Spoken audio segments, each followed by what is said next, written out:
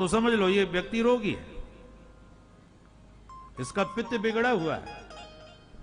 रोग के प्रभाव से ही मिश्री कड़वी लगने लगती है, पर वस्तुतः मिश्री मीठी होती है। तो अब क्या किया जाए? मिश्री मीठी लगने लगे उसका क्या उपाय है?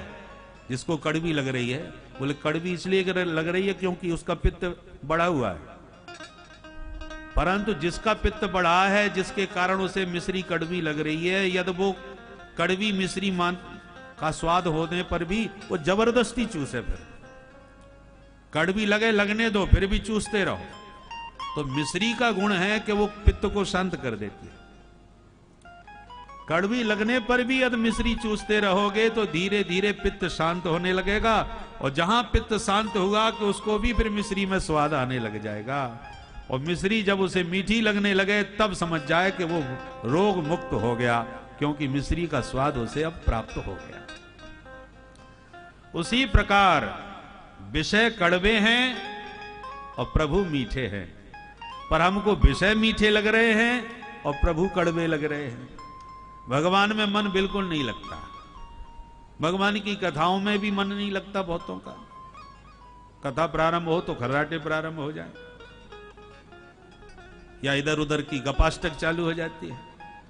तो कथा में मन नहीं लग रहा है, इसका मतलब भगवान में अभी मन तुम्हारा नहीं है। और नेक चर्चा करने लगे जाओ कि फलाने बाबा जी ने ऐसा किया, कि फलाने घर में ऐसा हो गया, कि वो ये चली गई, कि वो वहां भाग गई। फिर देखो महाराज कैसा चाव आ जाता। अच्छा फिर क्या हुआ? ऐसा उकसा उकसा के पूछेंगे जाने कितना बढ़िया मसाला मिल गया। वहां आलस्य दूर दूर तक नहीं आने वाला। इसका मतलब विषयों में हमें बड़ा आनंद आता है, विषय वार्ता में भी आनंद आता है, पर भगवत चर्चा में हमको आनंद नहीं आता।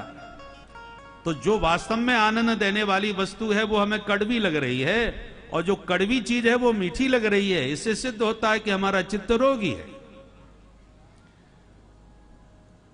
अब जो विषय, जो भगवत चर्चा आपको कड़वी लग रही है, तो कड़वी लगने पर भी आप सुनो। मन नहीं लगता कथा में, फिर भी आओ। महात्मा लोग सुनाते हैं, समझ में नहीं आता, फिर भी सुनो। धीरे धीरे सुनते रहोगे तो धीरे धीरे समझ में आने लगेगा।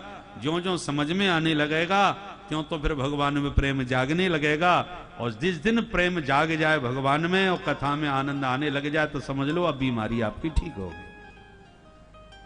जो कड़वी चीज लग रही है यही आपको ठीक भी करेगी।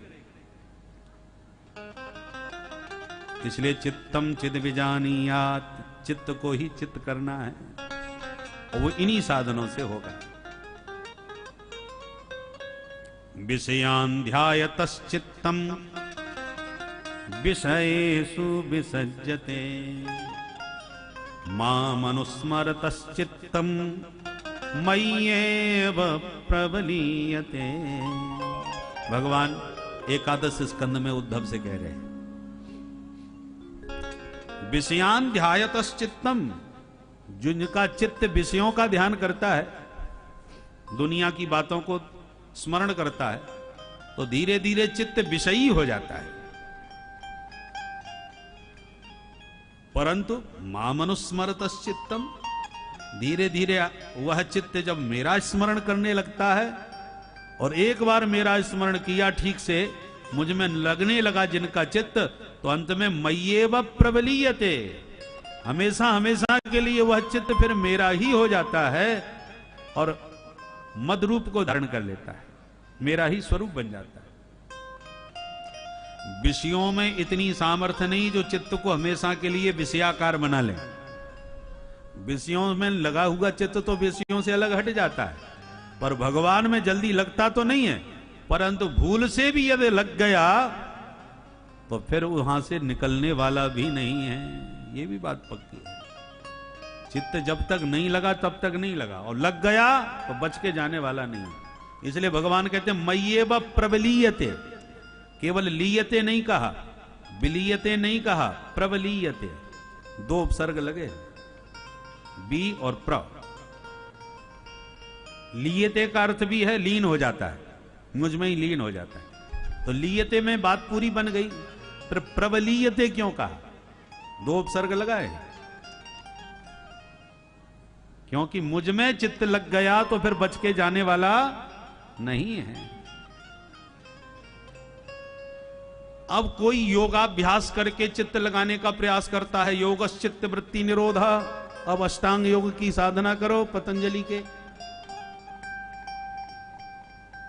परंतु कठिन मार्ग है, बहुत मुश्किल है। बड़े बड़े योगी योग भ्रष्ट होते देर नहीं लगती, बड़े बड़े ज्ञानी ज्ञानाभिमानी होते देर नहीं लगती। हर रास्ते में खतरे हैं। औषधि अच्छी है, एलोपैथिक दवा है, खा लोगे ठीक हो जाओगे, परंतु यदि दवा रिएक्शन कर गई तो लेने के देने पड़ सकते हैं।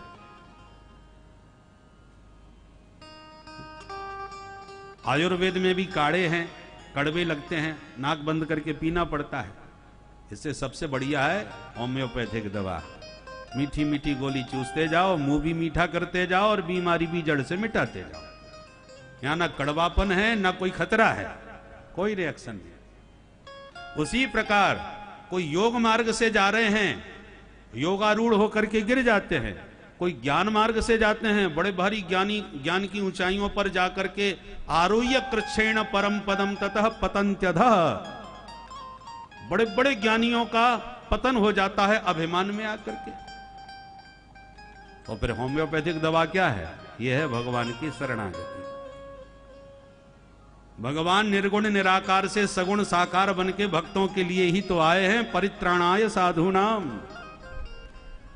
और उनके रस स्वरूप दिव्य चिन्मय देह का जब दर्शन होता है, उनकी छैल छबीली छटा का जब रसिक जन दर्शन करते हैं तो चित्त अपने आप ही चिपकता चला जाता, कुछ करने की जरूरत नहीं है। राम जी को देख करके कई दीवाने हो गए, और राम जी कहीं दूल्हा बन करके मिथिला में पहुंच गए तब फिर तो कहना ही क्या है। जो राम जी वनवासी बन के घूम रहे थे तब बड़े बड़े बाबा जी उनके रूप के दीवाने बन गए, और वे राम जी कहीं दूल्हा बन के मिथिला में जाएं तो बोलिए मिथिलानियों का क्या हाल होगा। है वही राम ब्रह्म परमार्थ रूपा, वही निर्गुण निराकार ब्रह्म था जो सगुण साकार बन करके और आज छैल छबीले दूल्हा बन के मिथिला की वीथियों में विचरण कर रहे हैं।